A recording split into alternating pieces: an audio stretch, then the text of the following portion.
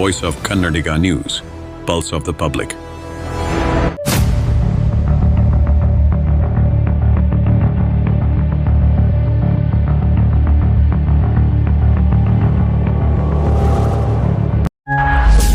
ಬೆಳ್ತಂಗಡಿಯಲ್ಲಿ ಬೃಹತ್ ಪ್ರತಿಭಟನಾ ಸಮಾವೇಶ.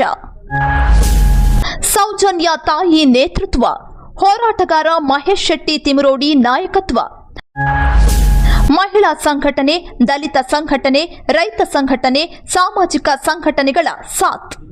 ಸೌಜನ್ಯ ಪರ ಹೋರಾಟಕ್ಕೆ ಕಾನೂನಾತ್ಮಕ ಅಡ್ಡಿ ತೆರವಾದ ಬೆನ್ನಲ್ಲೇ ಬೆಂಗಳೂರು, ಮಂಡ್ಯ, ಮೈಸೂರು ಸೇರಿದಂತೆ ರಾಜ್ಯದ ವಿವಿಧ ಜಿಲ್ಲೆಗಳಲ್ಲಿ ಸೌಜನ್ಯ ನ್ಯಾಯಕ್ಕಾಗಿ ಪ್ರತಿಭಟನೆ. ಧರ್ಮಸ್ಥಳ ನೇತ್ರಾವತಿ ಸ್ನಾನಘಟ್ಟ ಸಮೀಪದ ಸೌಜನ್ಯ ಶವ ಪತ್ತೆಯಾದ ಸ್ಥಳವಾದ ಮಣ್ಣಸಂಕ ಎಂಬಲ್ಲಿಂದ ಏಪ್ರಿಲ್ 6ರಂದು ಬೆಳ್ತಂಗಡಿ ತಾಲೂಕು ಆಡಳಿತ ಸೌಧ ವಠಾರದವರೆಗೆ ನ್ಯಾಯಯಾತ್ರೆ.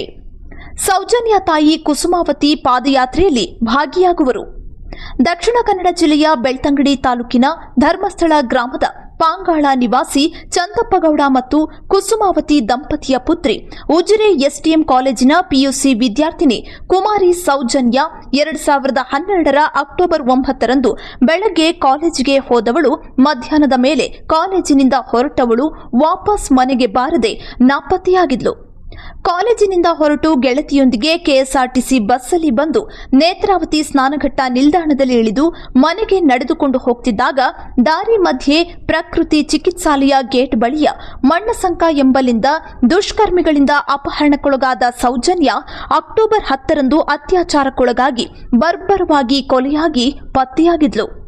ಪ್ರಕರಣಕ್ಕೆ ಸಂಬಂಧಿಸಿ ಧರ್ಮಸ್ಥಳ ದೇವಳದ ಕೆಲಸಗಾರರು ಗೊಮ್ಮಟ ಬೆಟ್ಟದಲ್ಲಿ ಕುಳಿತಿದ್ದ ಸಂತೋಷ್ ರಾವ್ ಎಂಬಾತನನ್ನು ಸಂಶಯದ ಮೇಲೆ ಹಿಡಿದು ಪೊಲೀಸರಿಗೆ ಒಪ್ಪಿಸಿದ್ದು, ರಾತ್ರಿ ಬೆಳಗಾಗೋದ್ರೊಳಗೆ ಈತನೇ ಸೌಜನ್ಯ ಅತ್ಯಾಚಾರ ಕೊಲೆ ಪ್ರಕರಣದ ಆರೋಪಿಯಾಗಿ ಬಂಧಿಸಲ್ಪಟ್ಟು ಜೈಲು ಸೇರಿದ್ದ. ಸಂತೋಷ್ ರಾವ್ ಅಮಾಯಕ. ಪ್ರಕರಣದ ನೈಜ ಆರೋಪಿಗಳು ಬೇರೆಯೇ ಇದ್ದಾರೆ. ಸೌಜನ್ಯ ಅತ್ಯಾಚಾರ ಕೊಲೆ ಒಬ್ಬನಿಂದ ನಡೆದಿಲ್ಲ. ಇದೊಂದು ಸಾಮೂಹಿಕ ಕೃತ್ಯವಾಗಿದೆ. ಪ್ರಮುಖ ಸಾಕ್ಷ್ಯಗಳನ್ನು ನಾಶಪಡಿಸಲಾಗುತ್ತಿದೆ. ಪ್ರಕರಣವನ್ನು ಮುಚ್ಚಿ ಹಾಕಿ ನೈಜ ಆರೋಪಗಳನ್ನು ರಕ್ಷಿಸಲಾಗುತ್ತಿದೆ. ಇದರ ಹಿಂದೆ ಪ್ರಭಾವಿ ವ್ಯಕ್ತಿಗಳ ಕೈವಾಡ ಇದೆ ಎಂಬ ಆರೋಪ ಬಲವಾಗಿ ಮತ್ತು ವ್ಯಾಪಕವಾಗಿ ಕೇಳಿಬಂದಿತ್ತು. ಸಮರ್ಪಕ ತನಿಖೆಗಾಗಿ ನೈಜ ಆರೋಪಿಗಳ ಪತ್ತೆಗಾಗಿ ಪ್ರಾರಂಭದಲ್ಲೇ ವ್ಯಾಪಕ ಒತ್ತಾಯಗಳು ಕೇಳಿಬಂದಿತ್ತು.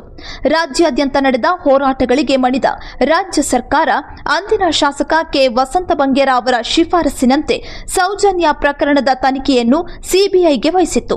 ಆದರೆ ಪ್ರಕರಣದ ಆರಂಭದಲ್ಲಿ ಇಂತಹ ಗಂಭೀರ ಪ್ರಕರಣದಲ್ಲಿ ಪ್ರಮುಖ ಸಾಕ್ಷ್ಯಗಳನ್ನು ರಕ್ಷಿಸಬೇಕಿದ್ದ ಪೊಲೀಸ್ ಅಧಿಕಾರಿಗಳೇ ಸಾಕ್ಷ್ಯ ನಾಶದ ಗುತ್ತಿಗೆ ಪಡೆದಂತೆ ವರ್ತಿಸಿದ್ದೇ ಆಕ್ರೋಶ ಕೆರಳಲು ಕಾರಣವಾಗಿತ್ತು. ಸಾಕ್ಷ್ಯನಾಶದಲ್ಲಿ ಪೊಲೀಸರೇ ಪ್ರಮುಖ ಪಾತ್ರ ವಹಿಸಿರುವಂತೆ ವರ್ತಿಸಿದ್ರು. ಇಡೀ ಪ್ರಕರಣದಲ್ಲಿ ತನಿಖೆಯ ದಿಕ್ಕು ತಪ್ಪಿಸಲು ಕಾಣದ ಕೈಗಳ, ಕಾಣುವ ಖಾಕಿಗಳ ಪೂರ್ವ ಯೋಜಿತ ಸಂಚಿನ ಭಾಗವಾಗಿ ಸಾಂದರ್ಭಿಕ ಆರೋಪಿಯಾಗಿ ವ್ಯವಸ್ಥಿತವಾಗಿ ಸಿಲುಕಿಸಲ್ಪಟ್ಟ ಸಂತೋಷ್ ರಾವ್ನನ್ನು ಸ್ಥಳ ಮಹಜರಿನ ವೇಳೆ ನಡೆಸಿಕೊಂಡ ರೀತಿ ಮತ್ತು ಸೌಜನ್ಯ ಮರಣೋತ್ತರ ಪರೀಕ್ಷೆ ಸಂಶಯಾಸ್ಪದವಾಗಿ ನಡೆದಿತ್ತು. ಒಂದೆಡೆ ಮರಣೋತ್ತರ ಪರೀಕ್ಷೆಯ ವರದಿಯಲ್ಲಿ, ಇನ್ನೊಂದೆಡೆ ಎಫ್ಎಸ್ಎಲ್ ಪರೀಕ್ಷೆಯಲ್ಲಿ ಕಾಣದ ಕೈಗಳು ಆಟ ಆಡಿದ್ವು ಎಂಬ ಆರೋಪಗಳು ಕೇಳಿಬಂದಿದ್ವು. ಅತ್ಯಾಚಾರಕ್ಕೊಳಗಾಗಿ ಕೊಲೆಯಾಗಿ ಸೌಜನ್ಯ ಮೃತದೇಹ ಪತ್ತೆಯಾಗಿ ಸೌಜನ್ಯ ಹೆತ್ತವರು ಪೊಲೀಸ್ ಠಾಣೆಗೆ ಕೊಟ್ಟ ದೂರು ದಾಖಲಿಸುವಲ್ಲಿಂದ ಹಿಡಿದು ಮರಣೋತ್ತರ ಪರೀಕ್ಷೆ, ಸ್ಥಳ ಮಹಜರು ಇತ್ಯಾದಿ ಎಲ್ಲ ಮಹತ್ವದ ಪೊಲೀಸ್ ಪ್ರಕ್ರಿಯೆಗಳು ಸೌಜನ್ಯ ಹೆತ್ತವರ ವಿಶ್ವಾಸಾರ್ಹವಾಗಿ ನಡೆದಿಲ್ಲ ಅಥವಾ ಸಾಕ್ಷ್ಯ ನಾಶಕ್ಕಾಗಿಯೇ ಪೂರ್ವ ಯೋಜಿತ ಪ್ರಹಸನದಂತೆ ನಡೆದಿತ್ತು. ಸರಣಿ ಪ್ರತಿಭಟನೆಗಳ ಬಳಿಕ ಪ್ರಕರಣಕ್ಕೆ ಸಂಬಂಧಿಸಿ ಸಿಬಿಐ ತನಿಖೆ ನಡೆದು ಸರ್ಕಾರಕ್ಕೆ ವರದಿ ಸಲ್ಲಿಕೆಯಾಗಿ ಇನ್ನೊಂದೆಡೆ ನ್ಯಾಯಾಲಯದಲ್ಲಿ ನಡೆದ ಕಾನೂನಾತ್ಮಕ ಹೋರಾಟ ಮುಂದುವರೆದಿತ್ತು.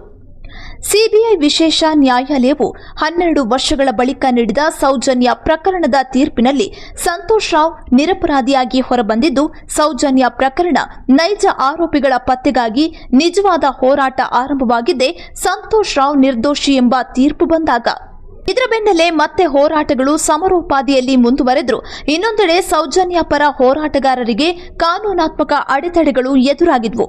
ಹೋರಾಟಗಳಿಗೆ ಎದುರಾದ ಅಡೆತಡೆಗಳನ್ನು ಕಾನೂನಾತ್ಮಕ ಹೋರಾಟದಿಂದಲೇ ಎದುರಿಸಿದ ಸೌಜನ್ಯ ಹೆತ್ತವರು ಮತ್ತು ಹೋರಾಟಗಾರರಿಗೆ ಇದೀಗ ಹೋರಾಟವನ್ನು ಮುಂದುವರಿಸಬಹುದೆಂಬ ತೀರ್ಪನ್ನು ನ್ಯಾಯಾಲಯವೇ ನೀಡಿದ್ದು, ಇದೀಗ ಮತ್ತೆ ಇಡೀ ರಾಜ್ಯದ ಅನೇಕ ಜಿಲ್ಲೆಗಳಲ್ಲಿ ನೂರಾರು ಸಾಮಾಜಿಕ ಸಂಘಟನೆಗಳ ಸಹಭಾಗಿತ್ವದಲ್ಲಿ ಇನ್ನಷ್ಟು ಪ್ರತಿಭಟನೆಗಳಿಗೆ ವೇದಿಕೆ ಸಿದ್ಧವಾಗುತ್ತಿದೆ.